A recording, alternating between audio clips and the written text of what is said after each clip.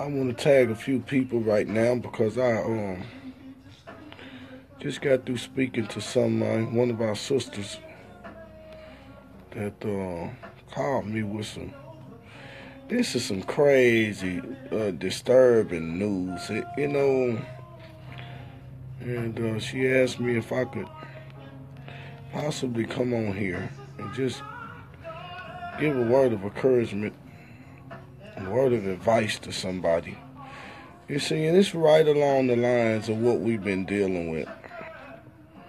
So I'm trying to go down this list and find my sister that's on here so that I can make sure that I get her tagged in. So y'all bear with me for a minute. We still gonna continue. There's much to cover on this marriage stuff, on this relationship.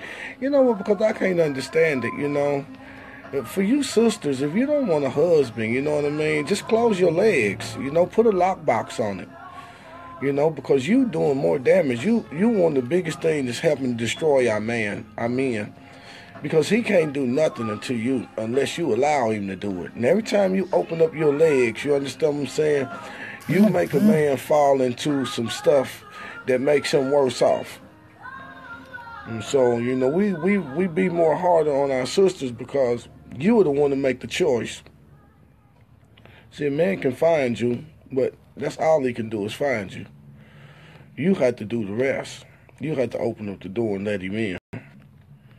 And so, as long as you got this high promiscuous nature, then you helping to destroy these brothers. So you need to close your legs and just go into a place of abstinence, gain your purity back, get control over your hormones, and wait on the Father to send you somebody that's willing to make you his own. Because I assure you that the Father ain't never going to give you nobody that's your own. You're going to have to go through him. And as long as you opening up your quiver to anybody passing by, then you're going to always be in that situation. You see? So, and I say that often because it seems like we're hard on our sisters, but our sisters don't understand their greatness. That's why we're going to be harder on you. Because when you start understanding your greatness, then you won't let a man do anything. The Father put you on the earth so that you can help a man be what he's supposed to be. And if you don't understand your greatness, then you're going to be living beneath what you were supposed to be. So you don't let no man just do whatever you want to do with your body. Your body is sacred, your body is holy, and your body belongs to the Father. And ain't no man never going to come to full responsibility as long as he can go and get from you whatever he want whenever he get ready.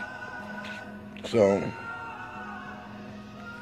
and you brothers, you think you doing something, you thinking you the player, but you ain't no player. That woman's twice as smart as you. She's so far out front of you, it don't even make sense. So you think you a player, and she determined where y'all was going to meet and where she was going to eat her first meal at. She determined the very hour all the way down to the very minute when she was going to open that quiver up for you. And you running around thinking that it was something that you done when you ain't did nothing but being used. You being used by Jezebel. And you think you a player. You ain't no player. You been played, so that make you been played. So if that's how you classify being a player, then you being a player is a result of you being played. So let's see here. I'm still tagging, trying to find this sister. This is ridiculous. I hope y'all hang with me so that y'all can hear what my sister just called and shared with me. And I know her spirit is broken, is literally shattered, because this is what we've been dealing with at the hands of a raggedy, no good man. But our sisters are not without responsibility, and that's why we come up with these messages, because when you can incorporate these scriptures and these methods into your lifestyle, then the chances that these things happen decrease 100%.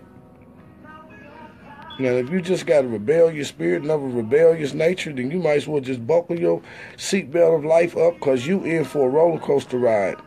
And when you come down to the end of your rope where everything done dried up, you are going to be sad and miserable. So let's go see. Let's go see. Okay, well, I done tagged enough people now, so I'm going to go. And I'm going to share with y'all what she shared with me. Yeah. You can hear that? You can hear that in the background? Yeah. So my mom's in there listening. That's how I keep my mom. She got dementia, Alzheimer's. She don't know me or her daughter, but when I put the music on, you know what I mean? She's good. She's good. She just lay back and listen to that music and be in her own zone. So, shalom. Shalom, Sister Sharon. Yeah, shalom. Okay, so I just got a phone call from one of our sisters. And she says, I don't mean to bother you, but you say, but I'm hurting. I'm hurting. Can you really make a video on encouragement? And I don't feel right. I feel like I need the Father to forgive me. So as we start talking and start listening in, and she says that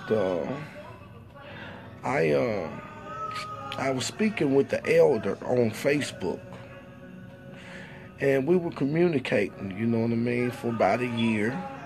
And she said, and he fell on some hardship, and, you know, I try to assist him, even though I had very little shit, but I try to help him as best as I could. And she said, and eventually I got invited to Florida, you know, so that we can connect in the flesh. I got invited down there, and she said, and when I got down there, he treated me like an absolute dog, you know. I gave him all of me and everything, and then it was just nothing. He just treated me like I was a piece of trash, and now he don't return a phone call. He don't, and now I realize that he used me for his personal gain. And she said, and I really came to care about this individual, and now I'm just hurt, and I feel so foolish, and I feel so stupid.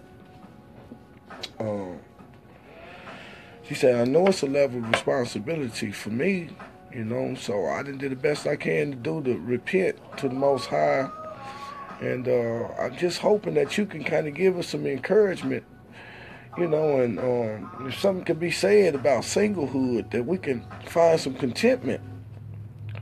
Listen, this is what I was talking about just a minute ago when we started talking about the last video, how our sisters have this love in their heart, and they desire to be with a man because the Father created them to be with a man. And so there is a level of emptiness until they get a man to fill that void. And so sometimes, you know, our brothers is just, yes, it is, you know, because we identified with the young sister that was doing well. You was doing very well in her life, and then met the Hebrew man, and then went down there, you know, and then she see all these different shoes and things, and the brother ain't supposed to have nobody, and this, that, the other. And he done said that these other women is his aunties, and this, and come to find out there's 3 other women there, and they all supposed to be wives. And so this sister went down there and got stuck with this guy, and then eventually she was murdered.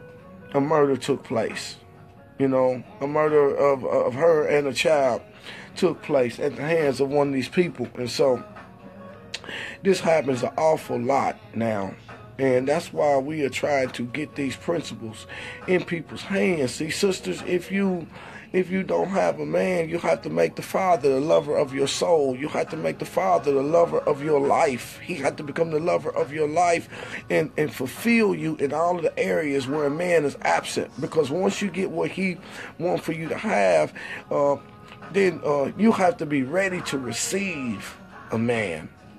And until you get one, you Until you get one, you have to cling to the Father. And be not hasty to go out of his sight and try to make things happen on your own. Because when we go out of his sight and we try to make things happen on our own, we incur injury to ourselves. And so, I'm going to start this off right here with Matthew 7th chapter.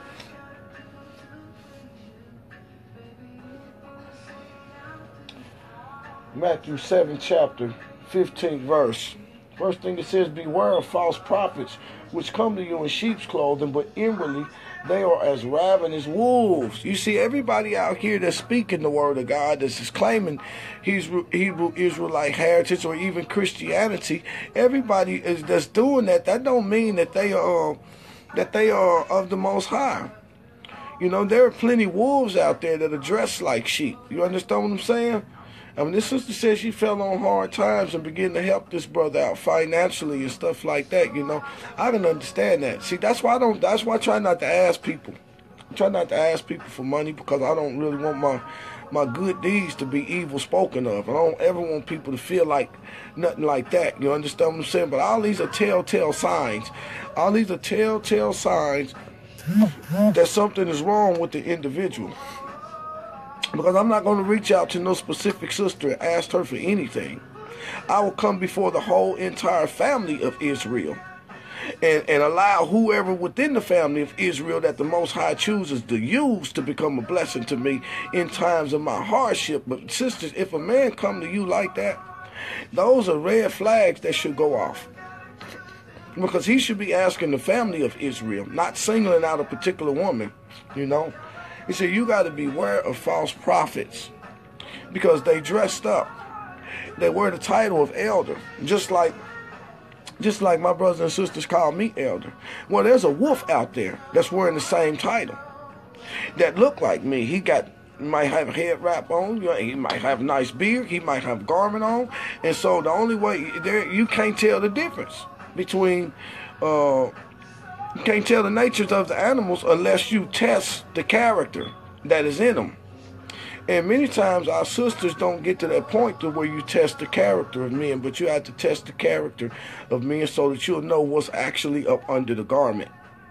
And so, he said, beware of false prophets that come to you in sheep clothing, but down on the inside they are as ravenous wolves, because a wolf comes to raid and rob and snatch and devour. And that's what some of these brothers that's masquerading as Israelites or attempting to do. So if you got brothers, sister, hear me, if you got brothers that's coming to you through your inbox and dropping little stuff like that, you know what I mean? You need to be aware of that. My heart hurts for our women too, and I wish that I could protect them all. And we can do our very best to protect them, but they have to respond. They have to be responsive to the word of the Most High. There is a level of responsibility for everybody. Not just for the raggedy man, there's a responsibility for our women, because most of the cases our women allow these things to happen, and it's born out of their vulnerability and their need for something. Therefore, we have to make our sisters understand is that there is a place that the Most High wants you to be when you are in need. And so you have a level of responsibility as far as whether you're going to yield yourself to the word of the Most High or whether you're going to do something different. So, you should know them by their fruits. Do men gather grapes of thorns or figs of thistles?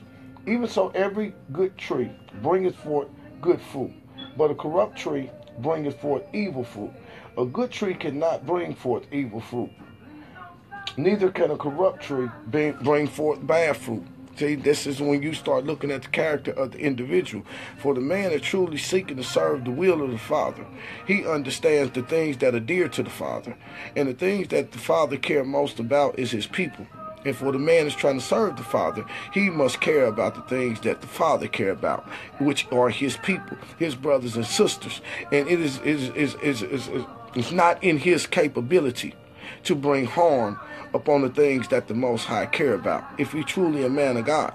And so you have many men of God out here. And when you see brothers bringing harm upon each other and doing these things, that let that be the evidence that these are men that have come in sheep clothing but are ravenous wolves on the inside. Because if you love the Father, you will love me. And if you mistreat me, then that lets me know that your love for the Father is purely with words.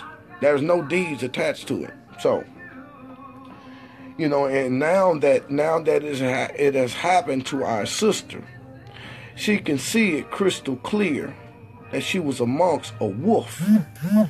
But our sisters need to learn how to test the nature of the animal before he devours something. You see?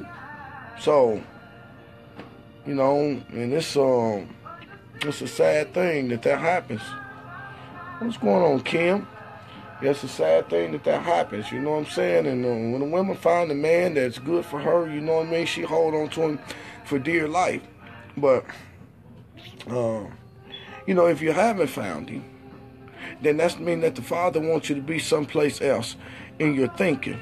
And so, sister, I know you feel hurt. I know you feel misused. I know you feel cheated on. So, we got this. Let's go to Matthew 5 and 4. Matthew chapter 5, verse 4 says, "Blessed are they that mourn, for they shall be comforted." All right?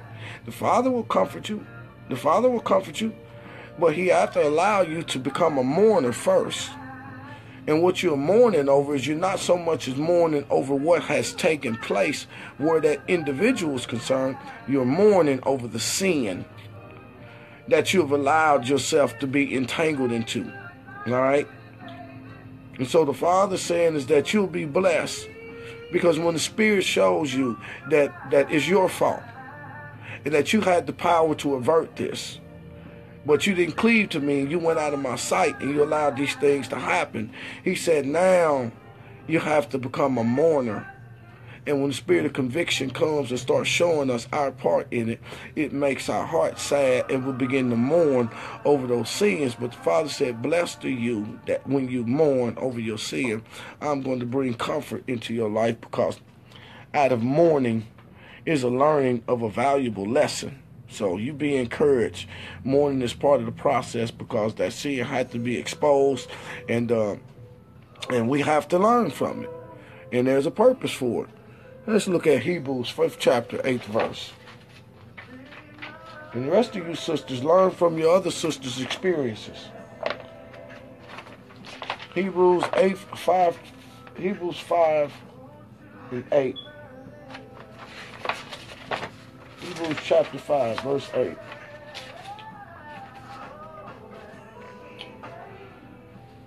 Hebrews 5, verse 8. It says, though he were a son, yet he learned obedience by the things that he suffered.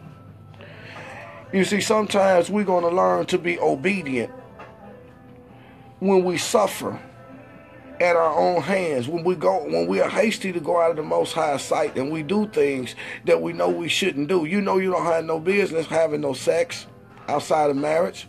And the evidence that this guy is a wolf is that he should know that. If he claimed to be an elder in Israel, he would know that you don't have no sex with anybody that is not your wife. He would have been coming to bring you where he was and make you his wife.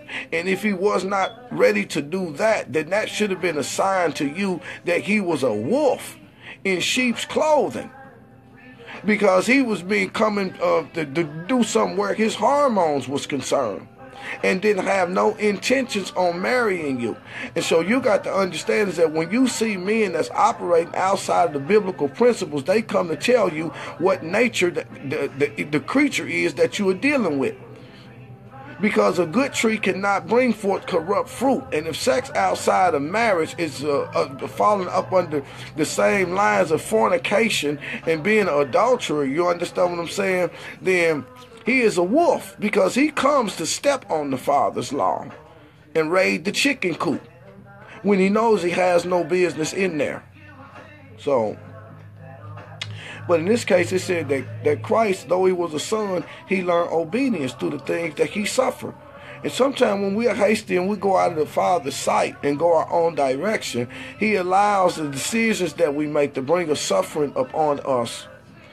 And the suffering, what the suffering do is the suffering brings us into a place where we willing to be obedient now. You know, the Father loved us. He loved the Messiah. He said, though He was my son, He learned obedience by the things that He suffered. And though we're His children, when we get ready to learn obedience, we learn it by suffering because we go out of His sight. And because we make bad decisions, there are repercussions that come with the bad decision. And it brings a level of suffering. But that suffering teaches us to be obedient, because when I'm feeling that pain, and I know my sister feeling that pain, and that pain ain't going to go away. That pain is going to be right there. It's going to be reminding her. And every time you got to feel that pain, that's that suffering that's making you say, Father, just take this pain away from me. Just give me strength to get over it. Please forgive me. Let me get over it. I won't do it no more. I promise I won't do it no more. You see, the suffering is causing you to learn obedience. It's causing you to learn obedience. Obedience. Yes. And so what I want my single sisters to understand, I can't stress this enough. I cannot stress this enough. As a matter of fact, I'm gonna go to a scripture that the Spirit just dropped in my head, because I want you sisters to start understanding your worth, okay? I want you to start understanding your worth. Yes, understanding your worth.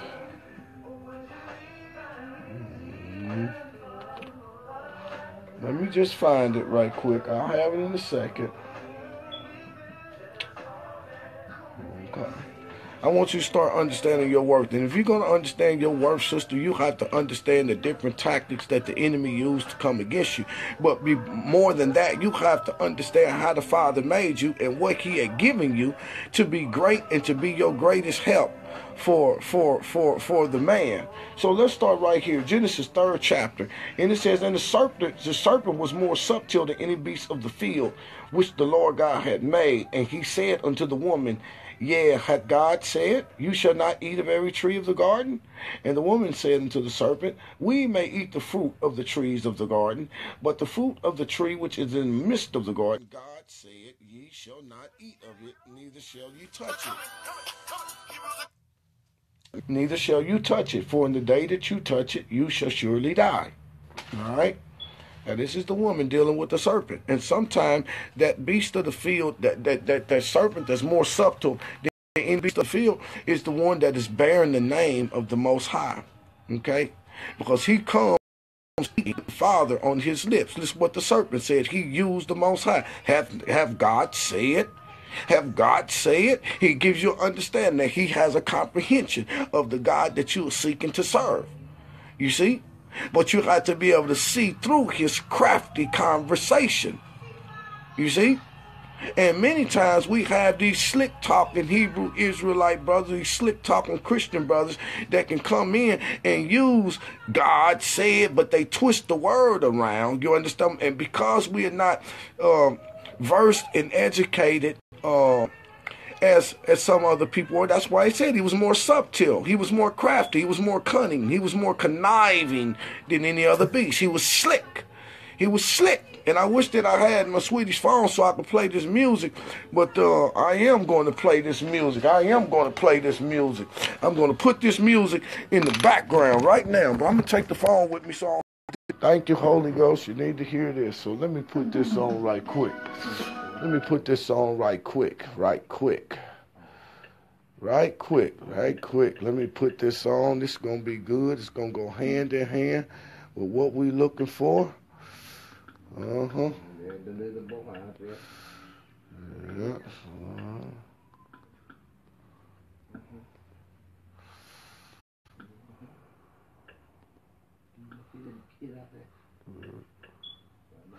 Okay. Here we're going to kick this in here. We're going to put this in here in the background. I'm going to get us some background music right quick, because I want you to hear this here.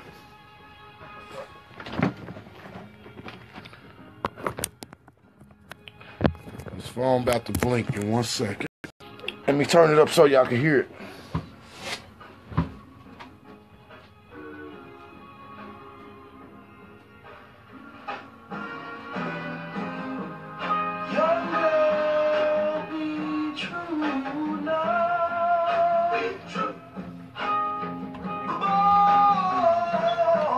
Can y'all hear that background music? See, don't do him wrong. He'll pick up his shoes and walk out. And then say it's all your fault. So you got to beware. Beware, young girl.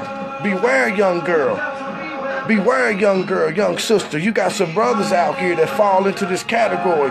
Shalom, Sister Lynn, my Israelite queen. Watch out, watch out, watch out, watch out. That's what you got to do. Yep.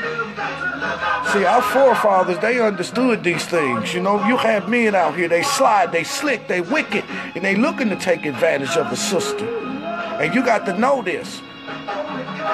See? It's true love out there. So, if you got a good man to blow his mind, I'm going to leave you with this line. Hold on to him for dear life. And beware of the sly, the slick, the wicked. That's the sheep dressed up in wolf. That's the wolf dressed up in sheep clothing.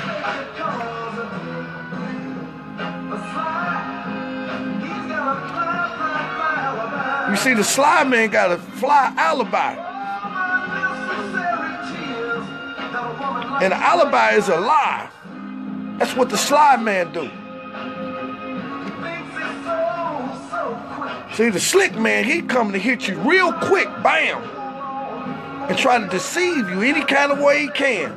But remember, it's one more. And he's the wicked man. He's the one that bear the name of the Most High. Show you a good time. Gain your confidence by using the scripture. And then next thing you know, bam, he done robbed and raped from you, and then he leave you behind. Our foreparents understood these things. You see, these are your forefathers teaching a daughter how she's supposed to operate. Yeah, you feel me? Let me cut that down before we go to that scripture.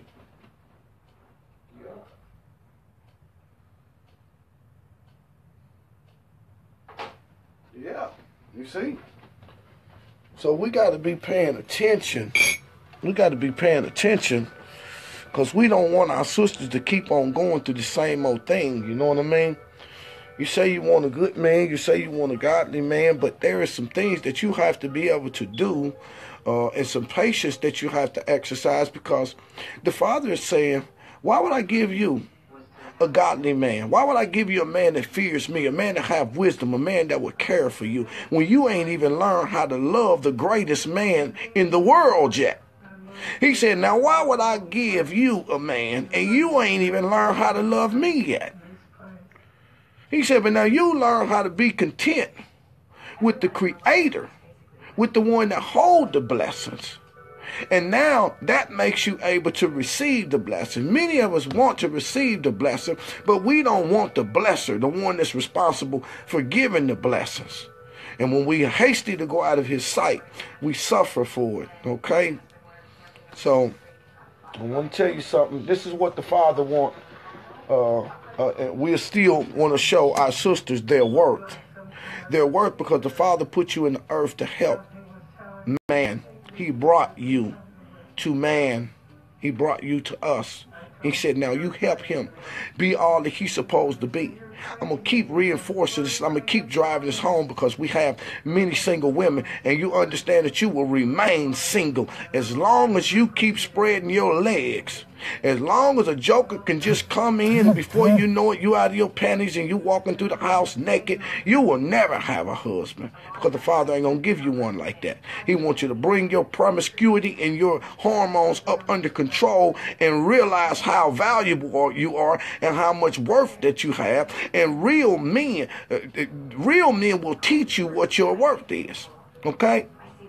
Because I will teach my wife the same thing that I teach my daughters. I'm not going to teach my daughters one thing and then withhold that information for my wife so that I can remain some type of influence or power over her. I must release to her greatness, because that becomes the thing that is designed to help me.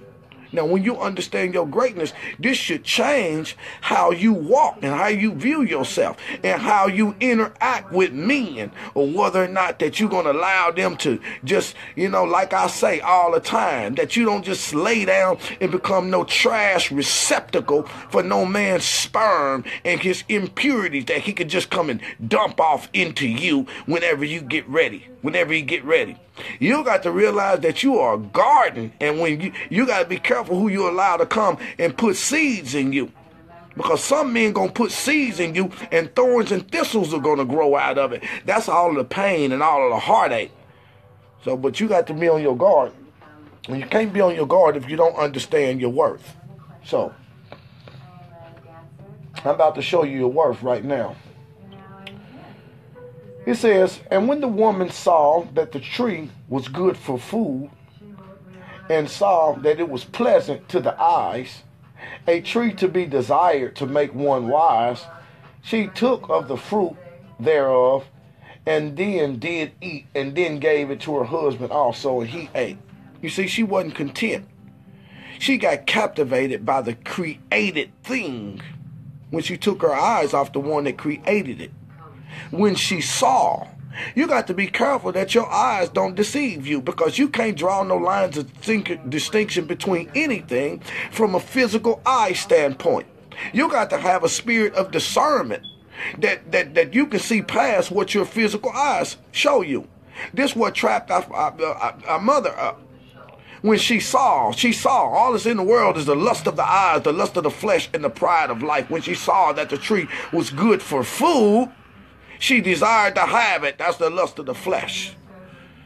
And the pride of life is what caused her to go against what the Most High had instructed her in the first place. She desired to be wise in this world.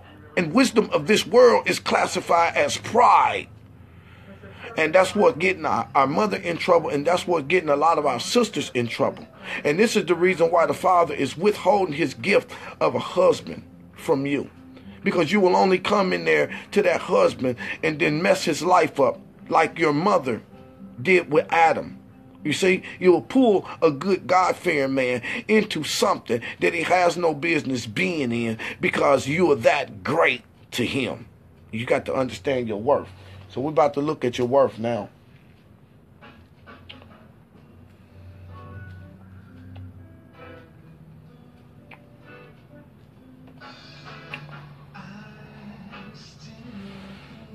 And the Lord, verse 13 of 3rd chapter of Genesis, and the Lord said unto the woman, what is this that thou hast done? And the woman said, the serpent tricked me, and I did eat. And the Lord God said unto the serpent, because you have done this, thou art cursed above all the cattle and every beast of the field. Upon thy belly thou shalt go, and dust shalt thou eat all of the days of life. And I will put enmity between thee and the seed of the woman, and thy seed, and thy and her seed, and he shall bruise thy head, and thou shalt bruise his heel. And unto the woman he said, I will greatly multiply your sorrow in thy conception, and in sorrow shalt thou bring forth children. And thy desire shall be unto thy husband, and he shall have rule over thee. Now here's what I want you to understand, sister. Sister, the poor Israel, this is what I want you to understand, is that when Eve sinned against the Most High, her position changed. You see, our women now do not understand the position, the original position that the Most High gave them before the fall. He said, the first thing that I'm going to do is I'm going to multiply your sorrow in childbirth. That meant that before the fall, there would not have been no pain during childbirth. of birth. And then the second thing that he said, thy desire shall now be unto thy husband. And what that means is that every heart's desire that you have in your heart that could be worked out, that could be made manifest, he said, now I'm going to suppress that desire. And that thing that you have a heart's desire to do, I'm going to cause you to have to give it to your husband who don't have the ability to do it, because I took those abilities when I made you. And as a result of that, all of them things in your heart that could be worked out with success, now they're going to end up in failure, because I'm going to put them on your husband who lacks the ability to get it done, because those abilities are what I created you with. And I gave you desires. So if that be the case, that means that the desire that was in our mother Eve's heart was power. That whatever she thought, whatever she desired could be made manifest with power.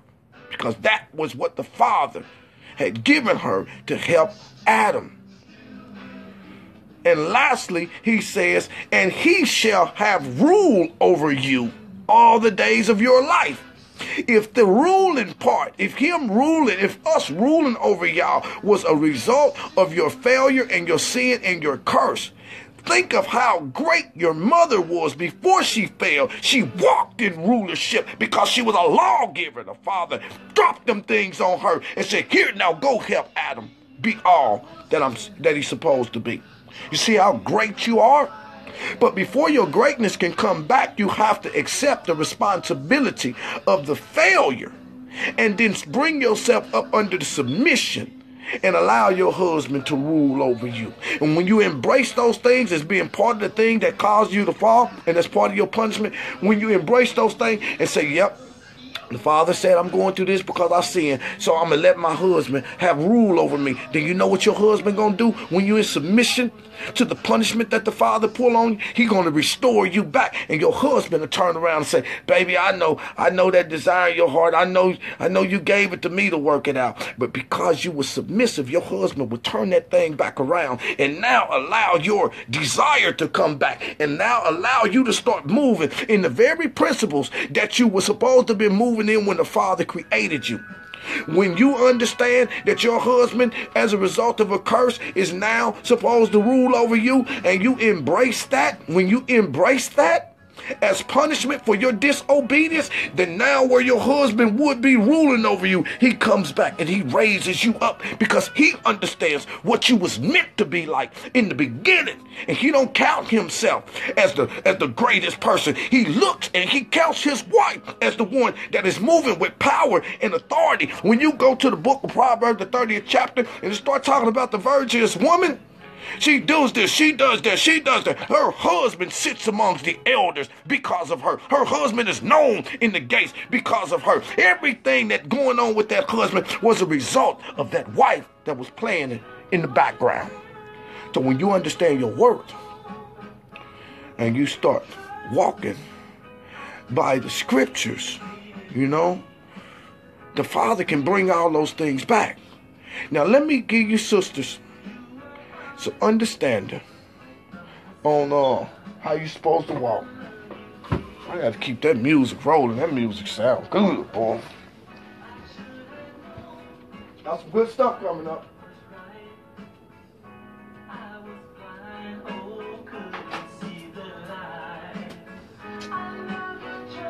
Okay, so what we're going to do now, let's bring it on home. Let's bring it on home. Let's bring it on home, sisters.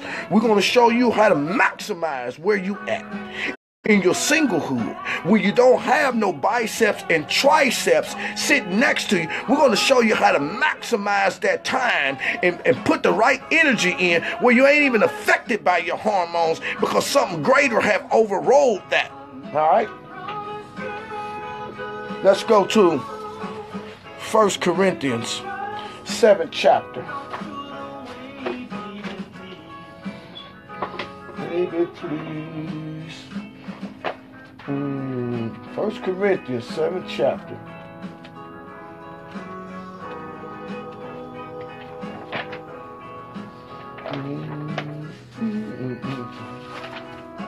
First Corinthians 7th chapter. We're gonna commence the reading.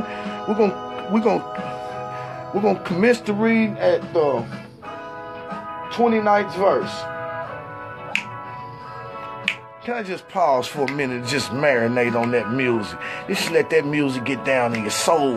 Because we got to find the harmony. We lost something with our forefathers. Our enemies came and raided and robbed and took from us. When they took our music from us, they took the harmonious factor away. How you could be 5 or 6, 10 brothers playing a different note, bringing around one harmonic sound. That is how the nation of Israel is supposed to be moving in the earth. We got to bring the harmony back. But the harmony, ain't no harmony like the harmony that comes from a man when he's hooked up with the right woman, or from a woman when she's hooked up with the right man. It becomes a harmonious thing, and they're doing the dance of life, and all kind of goodness is coming out of there. That's what we got to get back to. We got to get back to that.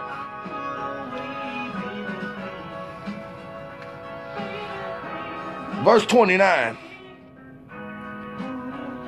But this I say, brethren, the time is short. It remaineth that both they that have wives be as though they had none. Why is he saying this? You brothers that have wives, be as though you don't have a wife. It just simply saying is that the Father, the Heavenly Father, is your first love. And so sometimes when we're in couple type of relationships, sometimes our spouse you're talking to husbands because he said when you have wife, be as though you don't have none. Sometimes the father, he's going to test the man because he wants to always be the center of a man's affection. You see what I'm saying? The woman is not the center of a man's affection. The woman is a result of the center of a man's affection. Because the center of a man's affection is the Most High now rewards him with something that will become the center of his affection. So he said, you that are chasing after my will, you be as though you didn't have no wife. It has nothing to do with neglect. It just simply means that when the Father commands me to move this way, and my wife goes against it, I become as one that don't have no wife, because my wife, I am not going to go against her. I'm not going to go against him because she want to do something different.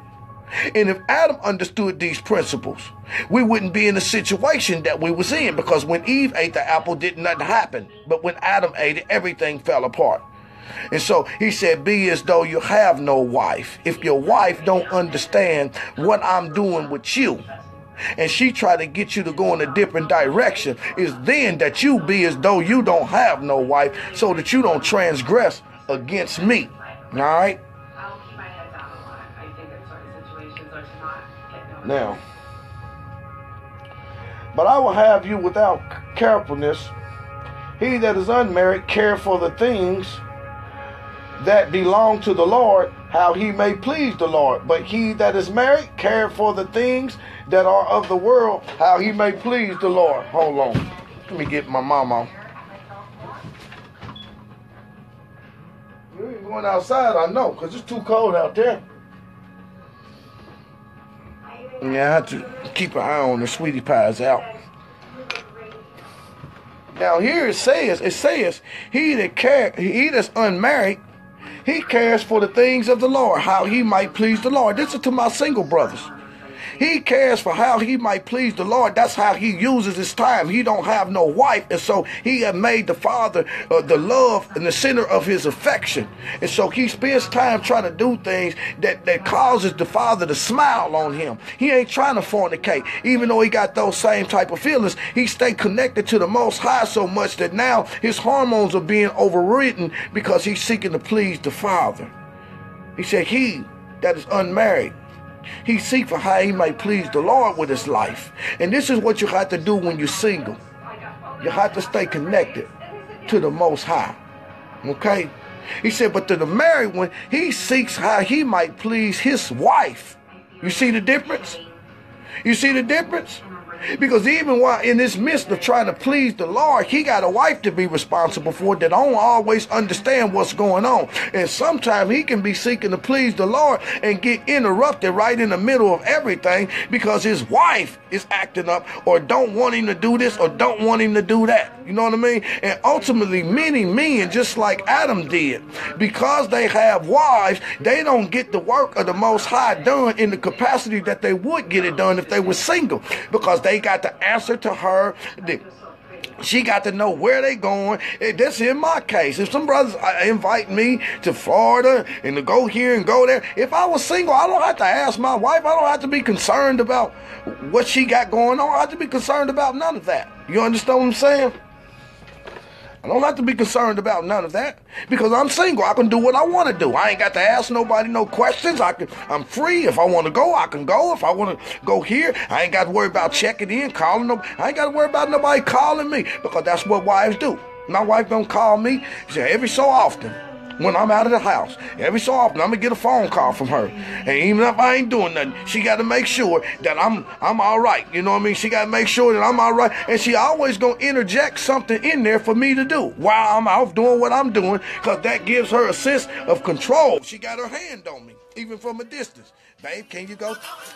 Babe, can you go to the store and bring me something? Well, you know, we could have got that from the store 2 hours ago. Now you wait till I'm getting. But see, that's how it is when you're married, when you're seeking to please your wife. But when you're single, you don't have to go through all of that. Okay? You can just take that single time and serve the Father. That's for our single brothers. You understand what I'm saying? But it's the same thing for our sisters. Same thing for our sisters. He, she that is married, she that's unmarried, she spend her life and how she might please the Lord. She's free. She's free. She ain't got nobody to answer to. She ain't got no husband tripping with her. She's free to do whatever she want to do. Wherever the Lord lead her, she can go. She can be a part of ministry. She can be a part of evangelism. She can go to retreats. She can do all of these things, and she is free to do it. But to the married woman, she can't do nothing. You know why? Why? She got a husband. She ain't free to serve the Lord in the capacity that she wants to. Just think of all of our sisters that was in church when the husband wasn't in church. He had a problem with it because now he in competition with God. All right, you spend more time around there with them preachers than you spend with me. And she can't even go to church comfortably because of her husband. You feel me? She can't even do it. So, you know, so for my single brothers and sisters that I get ready to end this video, I'm just going to tell you that that's how the Most High have carved this thing out. It's some instruction. If you walk by these principles, you apply by these principles, understand your greatness, go on to humble yourself and get where you're supposed to be and allow the Father to bless you. You know, and some of you brothers, you wonder why your stuff don't operate right. He said, look, okay, you want this woman to tell you how bad you are, how lovely you are, how wonderful you are. He said, but you ain't looked at me in who knows how long. You ain't got on your knees. You ain't prayed. You ain't told me how thankful you are. You ain't said how bad I am, how lovely I am, how much you love me, how much you care about me. Why would I want? So I'm going to close this woman up. Why would I give you my greatest creation when you won't even look at me? So I want you to understand that I love you like you love her. And if you don't treat me like that, why should I allow this woman to treat you like that? So I'm going to close this woman up. Now, when you get back to talking to me and you can tell me how lovely I am and how wonderful I am to you, you can tell me all of these things. He said, now I'll restore this woman and she'll wake up out of her sleep thinking about you. She'll be having cold sweats. She can't wait to get home to you because that's the type of response that you are bringing to me. And I'm going to allow that thing to reciprocate. That's why I gave the woman in the first place. You see? Hallelujah. May the Most High bless and keep every last one of you.